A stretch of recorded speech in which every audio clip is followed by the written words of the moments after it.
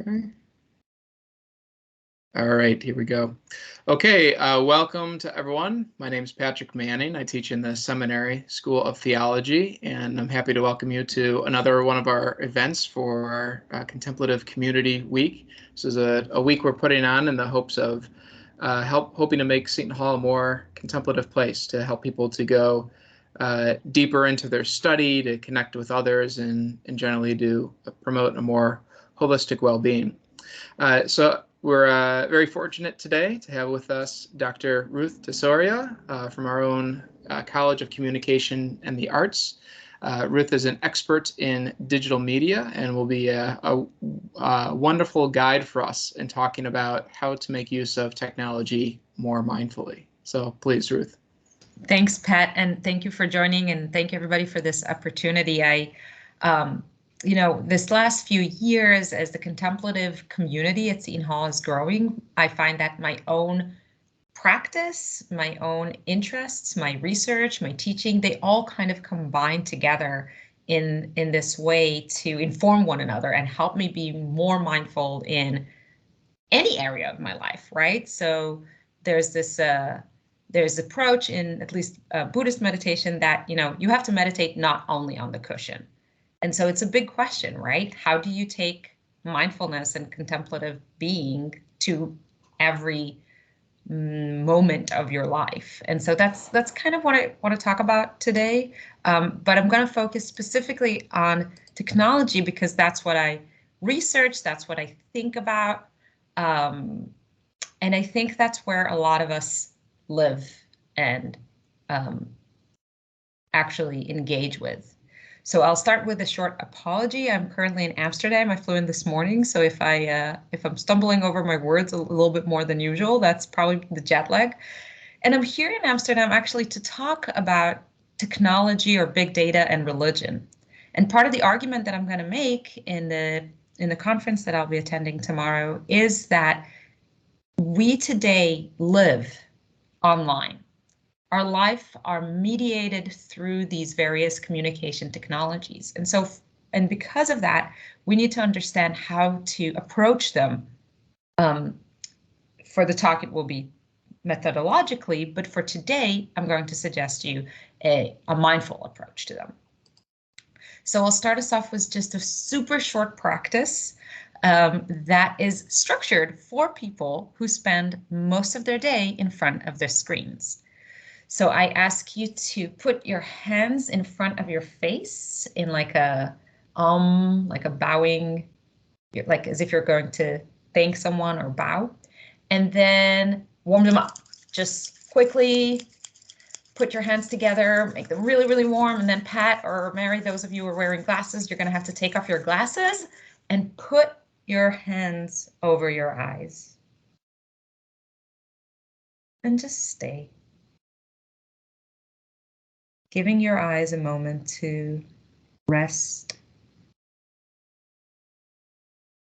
You're still aware. You're not going to sleep. You're just allowing your eyes to be protected, minded for, cared for.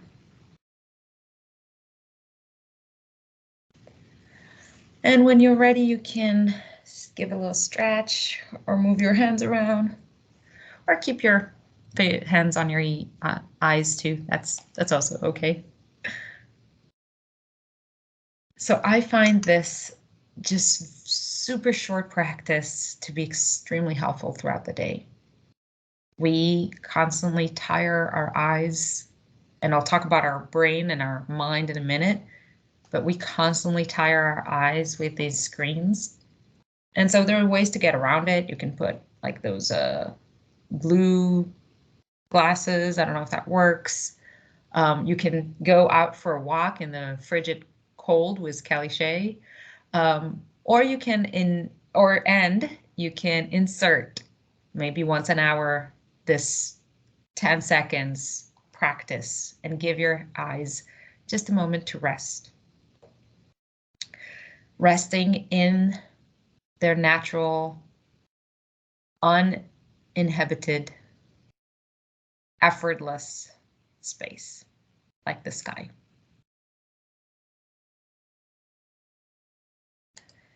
So I'll move us now into talking about one of the reasons why I started to become interested in mindfulness, and one of the reasons why I think it's so important that we do this week and other initiatives that deal with contemplative practices and mindfulness, and that's mental health.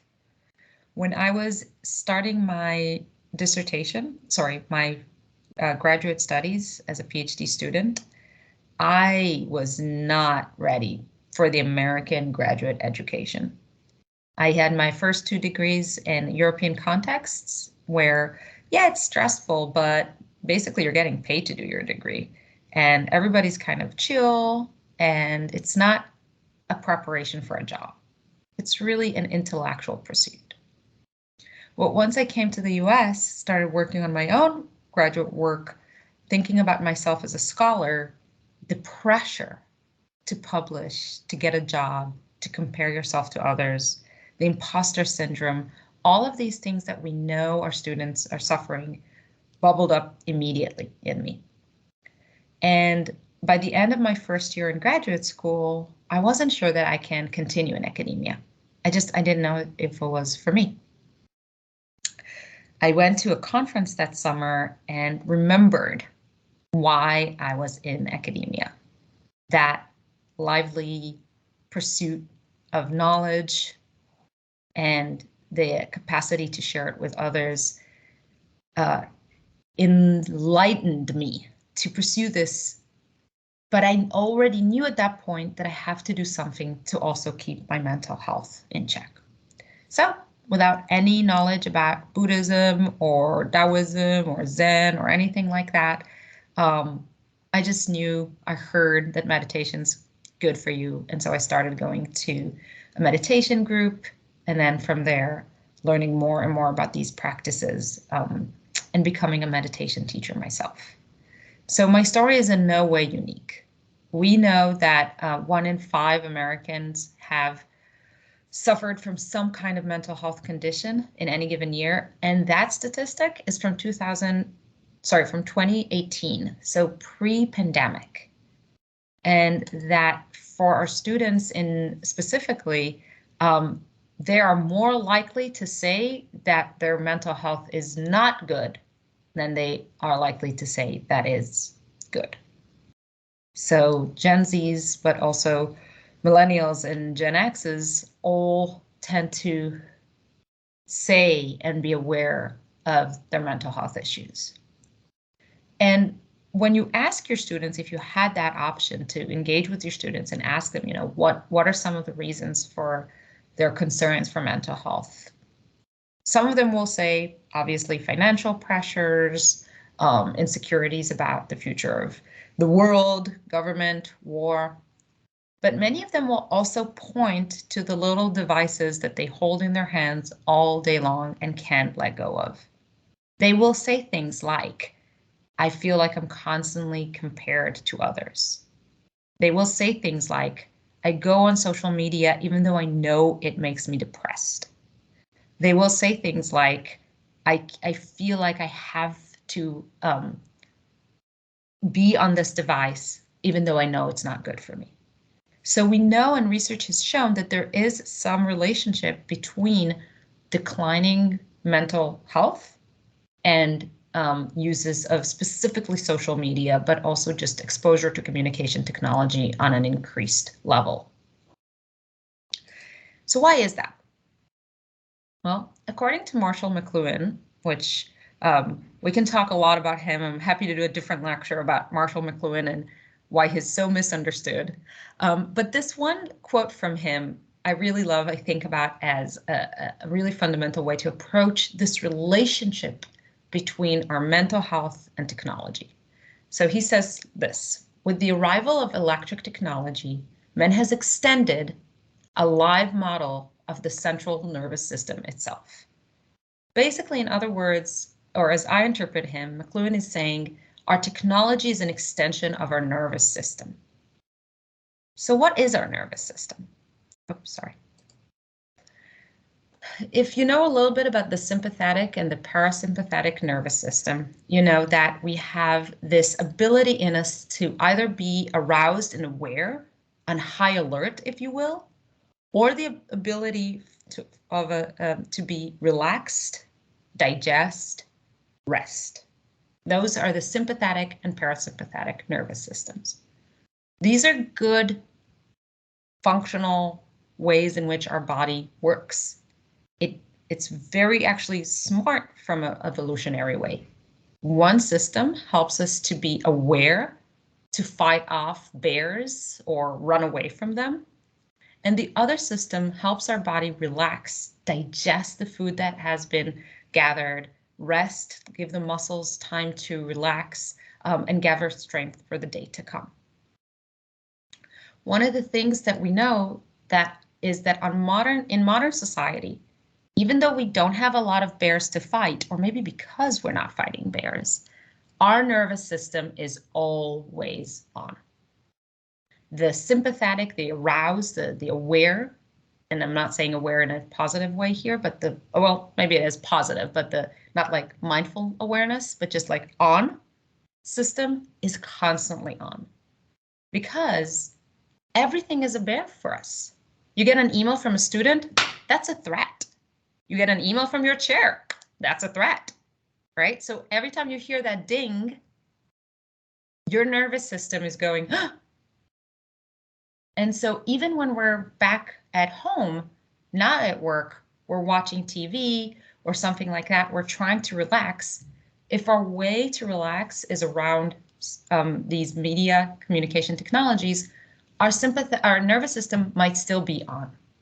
We might be watching a movie that we think is relaxing for us, but for our nervous system, it's all about threats. Or if we're on social media, we might think that we're relaxing, but really all of those systems are still in place because we're experiencing this as information that we have to process and make sense of. So our nervous system is still on. There is no time for it to be off. And this is what makes our current life so difficult, because we're constantly in that sympathetic nervous system place, and we have very little time for the parasympathetic nervous system to kick in. So what do we do? Well, as most of you on the call know me, and if you don't, you're probably not going to be shocked to hear that my solution is not throw away your phones in any way. First of all, that's just not possible. We depend on these devices to, well, pretty much anything.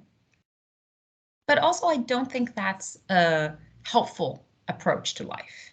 If we were to avoid anything that is harmful for us, we would have to sit in a room and never move, basically, right? If any of you know the Lonely Island, they have a really funny song called YOLO, where they list all the potential risks of being alive. And one of those potential risks are like eating a sandwich, furnitures, walking up the stairs, right? These are all very dangerous things in our life that people have died from. So I am not a big proponent of saying, well, this is dangerous, so we're not going to use it. Instead, what I suggest is that we understand what these devices are, how they impact our life, and then think about how can we use them in a way that benefits us. So I came up with this acronym. This is still a work in progress, so please feel free to share your thoughts, make suggestions. But the general acronym is RULE, which stands for respect, use, limit, and elevate. And I'll talk a little bit about each of these now. So we'll start with respect. Many of us, and especially younger people, take computers for granted. We don't think about where the internet comes from. We don't think about how magical it is that we have these technologies. I mean, think about it. I am sitting right now on the other side of the world, and we are talking at the same time. We have, if you read any mystical literature, in a lot of mystical literature across religions, people who are interested in magic want to have magical powers like flying, being outside of time, being in one place, being in many places at the same time. Well, isn't that what we're doing in this call right now? Isn't that amazing? Right? So even for me, just taking that moment in the day to not take technology for granted, to respect it, to think about it. And if that is inspiring for you, I really, really strongly recommend a little book that has not made it to become like a big, art of the deal kind of book. So not a lot of people know about it, but it's called Zen Computer. And it has little sayings or little approaches that can help you learn how to respect your technology. So it's not a big step, what I'm suggesting here. It doesn't even mean that you have to stop using anything, right? You're not even changing anything. But just that little, oh my goodness, this is a miracle that we have this. And what are the good things about this technology? Just that change in approach, I think, already helps us be more active in our relationship to this technology. So that's the first part, respect. The second part is use, and this gets a bit more abstract and philosophical, but try to bear with me, okay? So I'll start with actually a little story that happened to me on this flight right now. So on this flight, I sat with a group of ultra-Orthodox young men. And if you know anything about ultra-Orthodox communities, you might know that most of them are resisting new technologies, specifically the internet, for many different reasons, but usually it has to do with the fact that the internet can't be controlled by their community, that it has things like pornography, etc. But that doesn't mean that they're not fascinated by technology. So for example, this group of young men all had digital cameras, not digital phones, digital cameras. And I was just like tiredly sitting and kind of like reading emails as we were taking off, while they were all really excited about, again, the miracle of flight. And they were using their digital media to reflect and capture that magical moment where the airplane leaves the ground and we are literally going up into the sky. So these group of young men really made me pause and say like, wow, this is actually really cool, right? We're flying. And look at how they're using their digital devices. They are being in some ways so much more deliberate in their uses, so much more reflective in their uses of digital media. So we can do this in different ways, right? When Facebook a few years ago changed the little prompt when you write something on Facebook, and I think it was, the previous one was something like, tell us what you're doing, or I don't remember exactly what it was, but it was something like that. And then they changed it to, what's on your mind, Ruth? And I was like, oh, Facebook, this is an excellent question. Thank you for helping me reflect. What is on my mind? And so I took this very kind of mundane aspect of social media and paused and used it to reflect on thinking, to reflect on communication.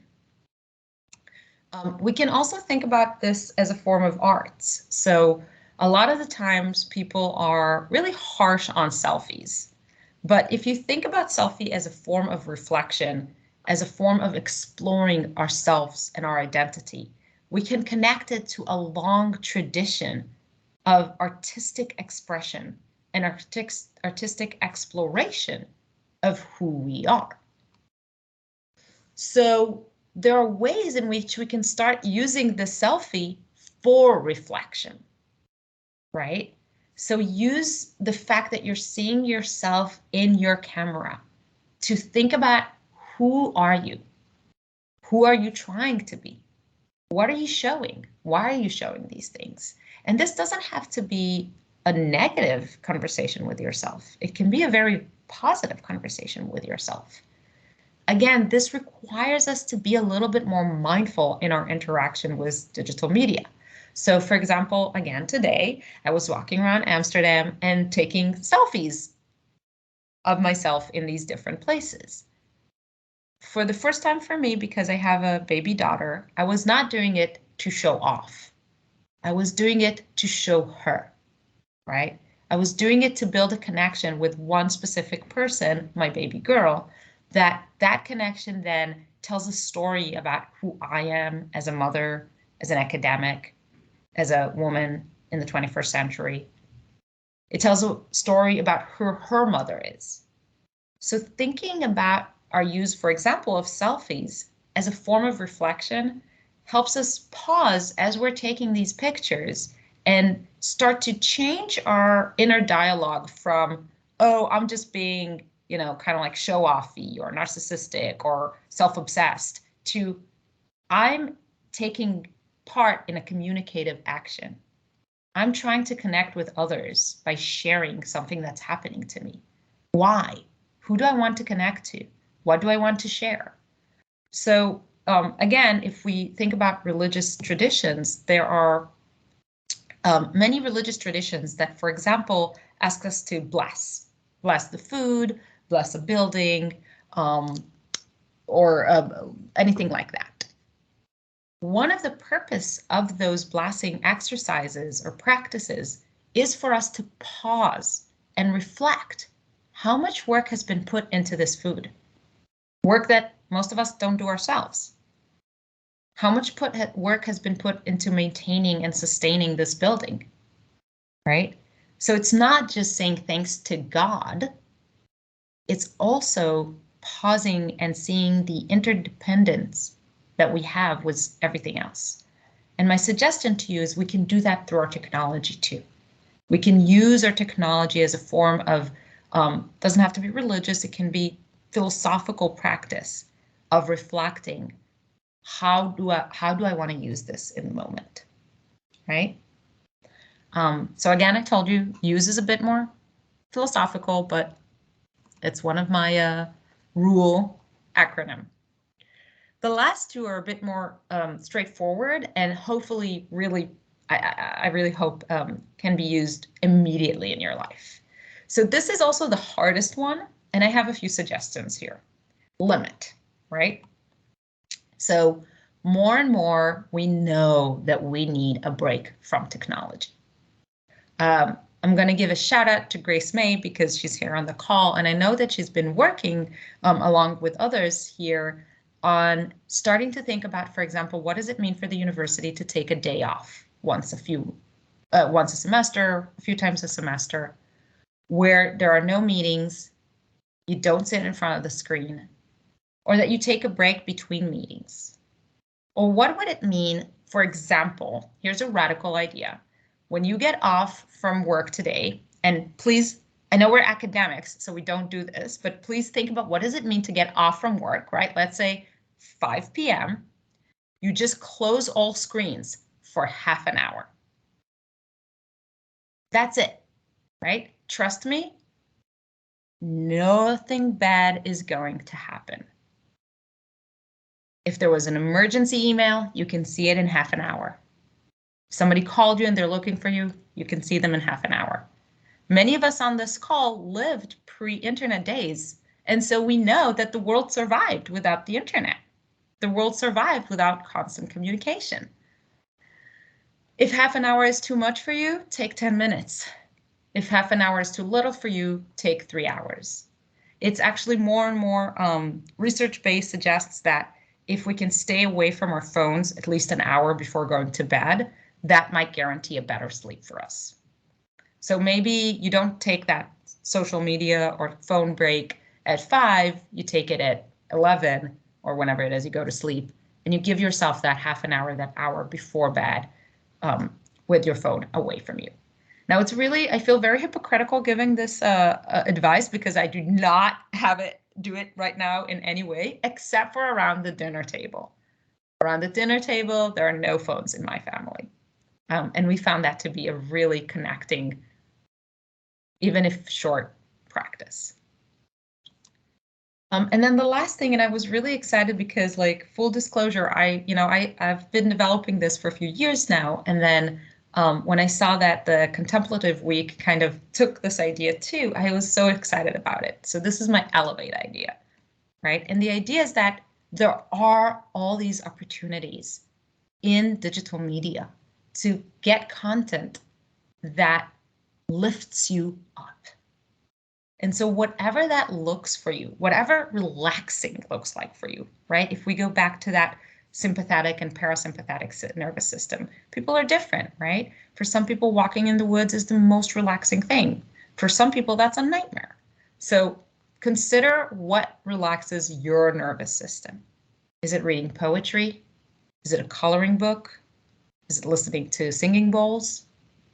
The Contemplative Week, that's what I was referring to before, and I can put the link in a minute, have created this great resource where every day there's a resource, and they're mostly digital.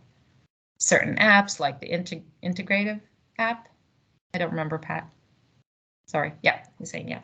And other apps are on that website, so you can look at, again, these resources that might really benefit you. We know that, for example, people who have, this is actually a research that I'm working on right now, people who have religious or uplifting content in their social media might have a way kind of like out that social media blur, if you will. Because when they go to their social media, the content they're exposed to is content that uplifts them instead of that constant comparative content. So I talked really quickly, and I tried to give as much information as I can in that short period of time, but I also wanted to leave some time for reactions, questions, suggestions. And before we move into that, I just really wanted to close with this quote that I love. One of the things that I pride myself in, not just in my spiritual practice, but also as in my work as an academic, as a teacher, and even as a mother, is that I try to make it into a game. I think about that song, right? Row, row, row your boat happily down the stream. Merrily, merrily, merrily, merrily, life is but a dream, right?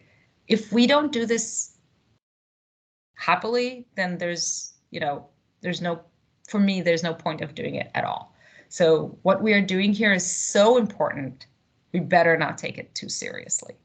And with that, I'd like to open it up for questions or reactions. Thank you.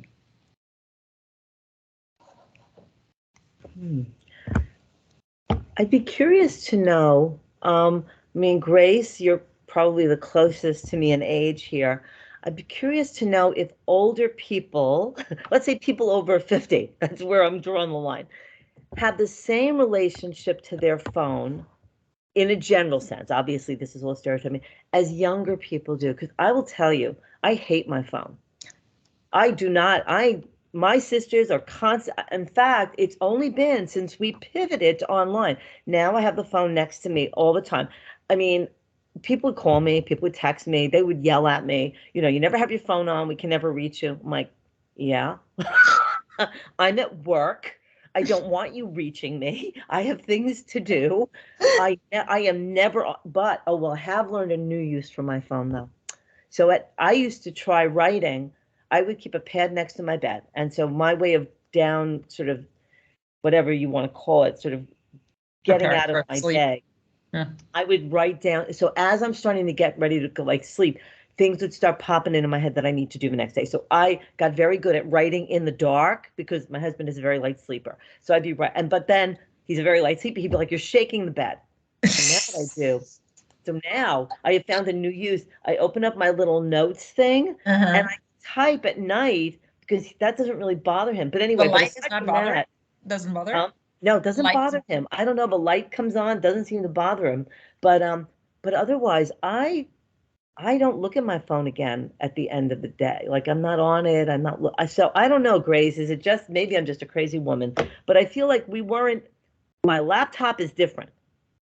I'm on that every moment of the day up until the late wee hours of the night. I have it with me. I take it everywhere. I never go on vacation without my computer. That would be like I'd rather go without my phone. Anyway, so Grace, I don't know.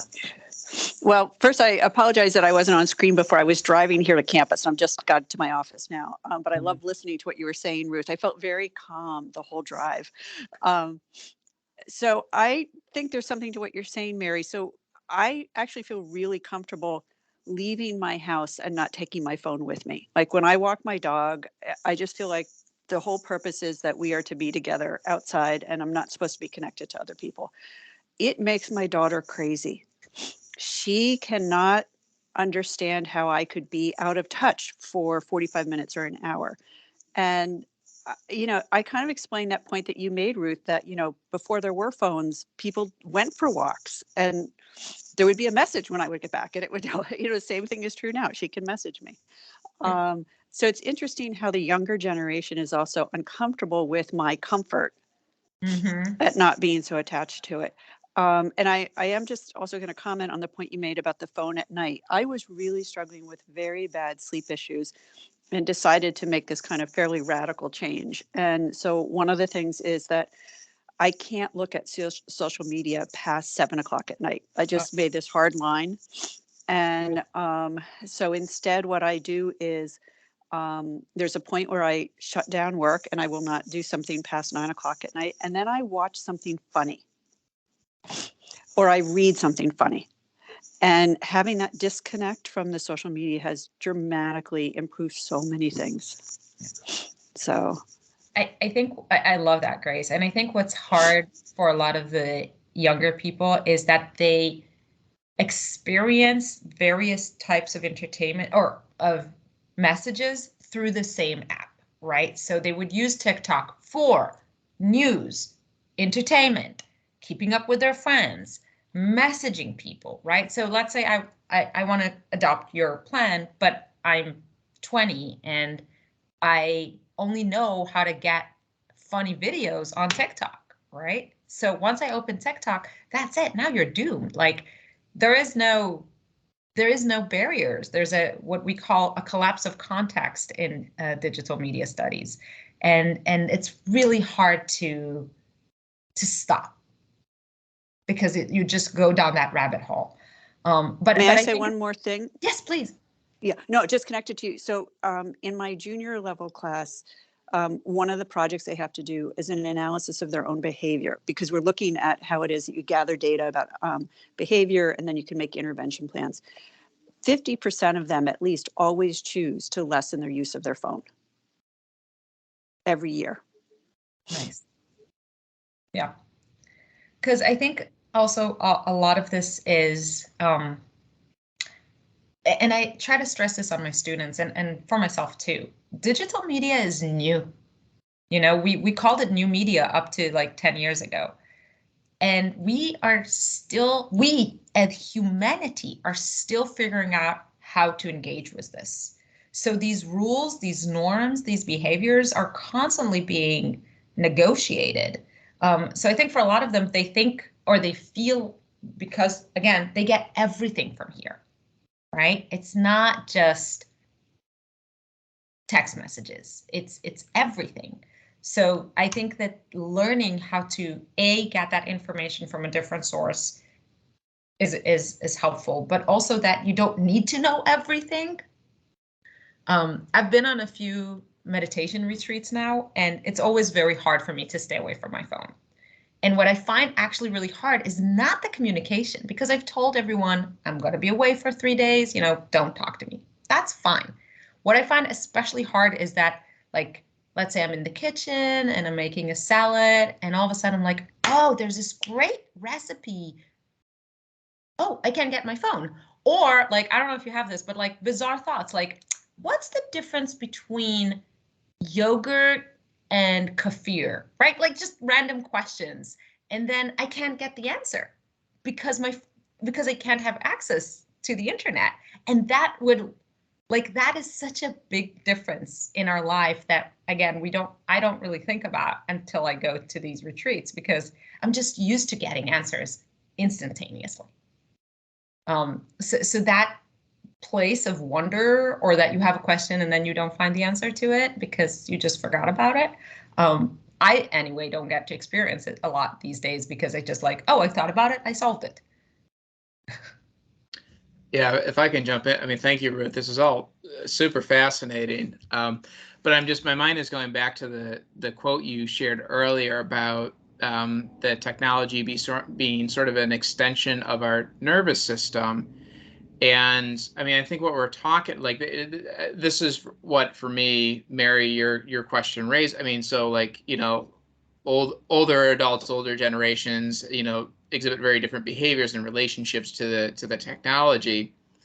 And I mean, there's a lot of different things going on there. So there's, I mean, we are changed. Like, the way that we interface with our technology actually rewires our brains, as does anything that we're doing. Yep. And so for digital natives who are growing up with this technology, they've always had it. Like Ruth is saying, like, they've always had the ability to, they never have to wonder or ask a human being. They just ask Google, a question. So they've developed all these habits, and it affects the way that we relate to other people. So I think, like, so key is, like Grace talking about your daughter's frustration with you. I mean, she has learned a different pattern of relating to human beings than you did. And I think for so many young people, they do not know how to relate to one another, at least for not very long, without this. How do I know what's going on? How do I communicate with people? How do I stay in touch? How do I stay in the mix of things? Yeah. But so just, I mean, another point real quickly is, I think so crucial to all this is trying to cultivate some kind of awareness of how we're using the technology. And I think that's so much of what you were pointing us to Ruth. Because if I can at least be aware of how I'm using technology, how the technology is influencing me, I think that's a huge first step. I mean, it's almost like, the fish jumping out of the bowl for a minute and finally being able to see the water. I think for so many of us, we never have that perspective. And so just simply encouraging people to be mindful, to be aware, attentive of how they're using, how it is impacting them, I think is a really important first step. Yeah, and again, I think this is at the heart of so many spiritual and religious practices before digital media, right? Practicing awareness to how you talk, practicing awareness to how you relate, practicing awareness to what you eat, et cetera, right? So many things that today we kind of normalize, like, oh, I eat kosher. Well, what does that actually mean, right? Why are you eating kosher? If you stop and start to, like, go back to some of the roots, then you have to ask yourself these hard questions. But I think it's really interesting, specifically digital media. This is why I study it, right? Because in some ways it has become so normalized, so intrusive. Intrusive is not the word I'm looking for, but I can't remember the other word. Like, it's pervasive. Yes, exactly. Pervasive. Thank you. In our life so quickly, right? Like we needed this in some ways, and I have sociological answers for why we needed this. That it just became part of our life without any questions being asked. And so, and at the same time, because it's new, we can ask questions, right? We can have people, academics, but not just, that question, oh, should this app look like this or look like that? What happens when we use an app in this way, et cetera, et cetera. Like, if you think about it a little bit differently, like, think about other communication practices that you have. Today, as communication as a field grows, we do ask more and more of these questions, but, like, so many of the communication practices that you all grew up with, that I grew up with, we never stopped to ask, oh, why do we watch TV in these hours? why do I talk to my mom this way and to my dad this way? Right? Why do I say, how are you without expecting an answer? Right? Like there's so much normalization of communication that happens because communication is a ritual. It's not really the content matters obviously, but a lot of it is ritualistic. So to take it back to digital media, yeah, Pat, I mean, like that, I completely agree. That's for me, the whole point, both from an academic perspective, but also from a contemplative perspective. Can I approach this with more mindfulness? Can I approach this with more awareness? And it's hard. I'll just be honest. It's not an easy path. So Ruth, do you think, listening to what you just said, that maybe all students in high school, not even waiting till college or middle school, actually need to have content about this, like serious curriculum, goals built in to have very open conversations about it so that they can understand what they're participating in? Yep, I definitely think so. I mean, think about, I think this is mostly happening in high school, but think about like literacy, right? We all have literacy skills. We know how to read, but we also know what a paragraph should be and why certain texts are this way and certain texts are other ways. So we normalize this because all of us are living in literal lands, but we teach kids, right? Yeah. Literacy. And so there's been a push for years now for media literacy that has nothing to do with digital media. This was things like how to make sense of an advertisement, how to know when you're being sold something, basically, because it doesn't always happen in an ad. And now, we're talking about digital media literacy, which is different from digital media skills, right? It's great to have digital media skills, but digital media literacy is more about knowing how to make sense of this world and how to find your voice and your preferences within it. That's how to be a critical reader of digital media. And again, that's hard because it's all new. Yeah.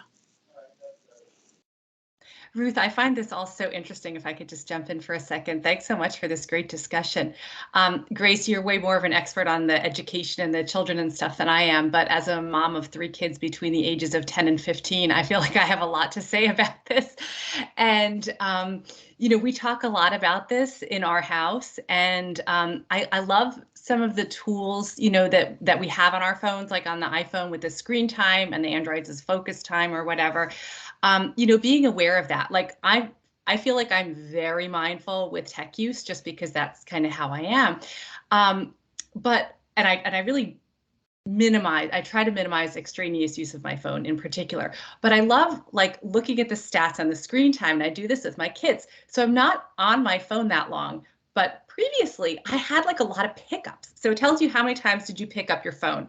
So I'm not staying on that long, but why the heck am I picking it up 80 times a day? Like, oh my gosh. So nobody's calling me either. So it's like, what is that about? So I think, I love that tool to measure it. So then, my kids and I all say, okay, whoever, on the weekend has the fewest pickups wins, and they get some silly prize or whatever it is. And like, my goal is to reduce my pickups by half or something like that. And we all make our little goals. So, the kids are so like techie at those ages. I think those tools that we have built in, and then having those dialogues, like, why do I care that I'm picking up my phone when I don't need to be? And then we can talk about mindfulness and why there are a lot of good reasons why I don't want to be distracting myself with that, and why they shouldn't either. So again, not that we shouldn't be using it or, just all those things that you said, Ruth, but I think it's kind of neat to have that data right at our fingertips that we can try to change behaviors and measure it. Yeah, that's great. I love that game. I always win, by the way, as you can imagine, between me and the tweens and teens, but whatever. At least hopefully it gets them thinking about it.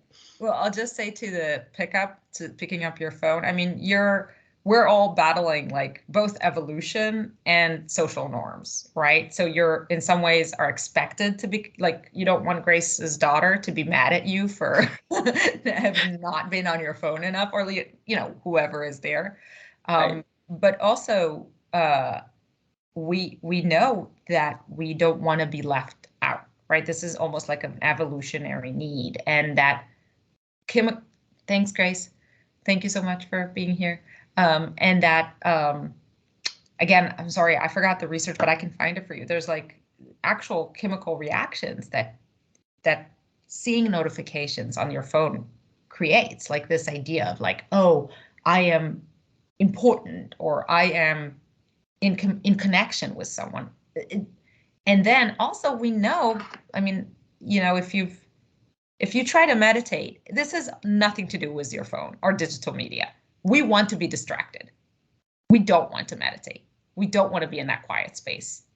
It's a wonderful once you get over that barrier, but that first barrier is scary to pass through. So it's like we're battling like human need to be distracted, but also social norms and biochemical reactions. So it's a hard battle. I had a funny experience that I just want to share that Grace's story about her daughter reminded me of. Last week, my daughters were home from school, 10 and 12, and I had to come to campus, you know, on one of the days. I mean, normally I just leave them home, but we had something we were going to do. So I just had a meeting, actually was related to Senate and the iPad stuff and PRC and whatever. So picking up the information from the provost's office, and they had it on the calendar as a 30-minute meeting. And I brought the girls with me, and I forgot my phone, which I never forget my phone, but I was running out the door. I left it in the garage. And so I was going to leave the girls somewhere, and then we were going to meet up after the meeting. And again, I'm late, I'm running. So I remembered there was some nice seating in Schwartz Hall, you know, where nursing used to be. And I said, okay, sit here. I'll be back in a half hour, you know, whatever. And so they sat there, and I didn't have my phone. And then the meeting wound up being like an hour and 15 minutes. And I was thinking, oh my gosh, we're never in this space where we can't communicate, you know? Yeah. And it was fine. And they're very reliable. And I knew they would just sit there, and they did, and they were fine. And no one was worried. But it really just made me feel like I never feel like this anymore. But when I was a kid, nobody knew or cared where I was or how long I stayed out. And, you know, it just really made me think about, wow, it's so different what we expect now. And they thought it was pretty great to sit in Schwartz and watch what everyone was doing. And, you know, they had a great time. So, I traveled when there was still Lonely Planet. I don't know if any of you did that. And like my husband, who's just a few years younger than me, heard a reference to Lonely Planet. He's like, what is that? I've never heard about that. I'm like, oh my goodness. Oh my gosh. Right, because if you travel today, you don't need to take anything with you. Just your phone. Just your phone. Well, I know we're over time, and I don't want to take more out of people's schedule, but thank you so much for your comments, listening, giving me some advice. And thank you. I mean, this was really, truly fascinating. So thank you for the time you put in, and to do this from all the way over there in Amsterdam. Thank you so much. Yeah, this is great, Ruth. Thank you. Thank you. Enjoy the rest of the week. Yeah, have a great conference. You too. Thank you. Yeah, good luck at the conference, Ruth. We'll see everybody.